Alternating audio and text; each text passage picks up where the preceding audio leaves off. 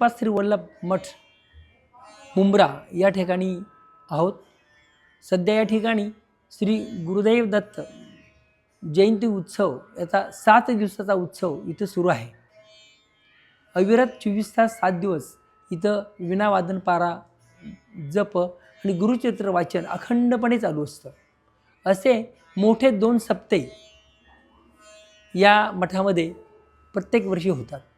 दुसरा सप्ताह होतो तो सत्यनारायण स्वामी महाराजांचे गुरु चंद्रशेखर स्वामी महाराज यांचा अक्षय तृतीयेच्या वेळेला 7 दिवसाचा सप्ताह असतो। त्याचप्रमाणे इतर अनेक 19 उत्सव या मंदिरामध्ये होतात। हे मंदिर 1954 साली, हा मठ 1954 साली श्रीमद सद्गुरू सत्येंद्रनाथ स्वामी महाराज यांनी स्थापन केला आणि 1954 सालापासून या ठिकाणी अविरत धर्मकार्य आणि आत्मज्ञानाचं कार्य केलं जातं। या ठिकाणी गुरुशिष्य मालिका अविरतपणे चालू आहे। त्यामुळेच ते ज्ञान गुरुशिष्य मालिकेनं आत्मज्ञान पुढे पुढे सर्वांना प्राप्त होत आहे। या ठिकाणी हिंदू, मुस्लिम किंवा इतर धर्मांचा जातीभेद केला जात नाही। कोणत्याही जातीच्या, कुठल्याही धर्माच्या लोकांना इथं अनुग्रह दिला जातो। आमचे मुस्लिम शिष्यसुद्धा आहेत, त्याचप्रमाणे इतर सर्व जातीचे सुद्धा शिष्य आमच्या इथं आहेत।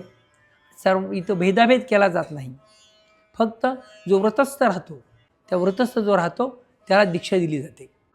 याप्रमाणे इथं आत्मकार्य चालू आहे। जसं भगवद्गीतेत म्हटलं आहे, आत्मज्ञानाविना निरर्थक पार्था। आत्मज्ञान नसेल तर जीवन निरर्थक आहे।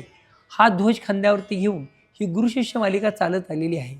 सत्यनारायण स्वामी महाराजांच्या नंतर सद्गुरू हरिदास स्वामी महाराज यांनी सद्गुरुपदाचे 36 वर्ष कार्य अविरतपणे केलं, आत्मज्ञान सर्वांना दिलं आणि त्यानंतर त्यांनी देह ठेवला 2018 साली आणि तेव्हापासून त्यांनी मला सद्गुरुपदाची दीक्षा देऊन या ठिकाणचं आत्मज्ञानाचं अविरत कार्य त्यांनी आमच्यावरची जबाबदारी सोपवली आहे आणि ते इथं अविरतपणे चालू असतं।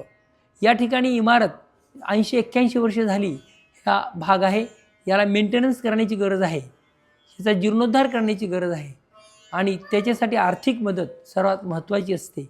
आणि आसपासचा जो भाग आहे त्याच्याकडून आम्हाला खूप त्रास होतो। अस्वच्छतेमुळं सगळे लोक या ठिकाणी घाण वस्तू टाकतात आणि त्यामुळे आम्हाला त्रास होतो।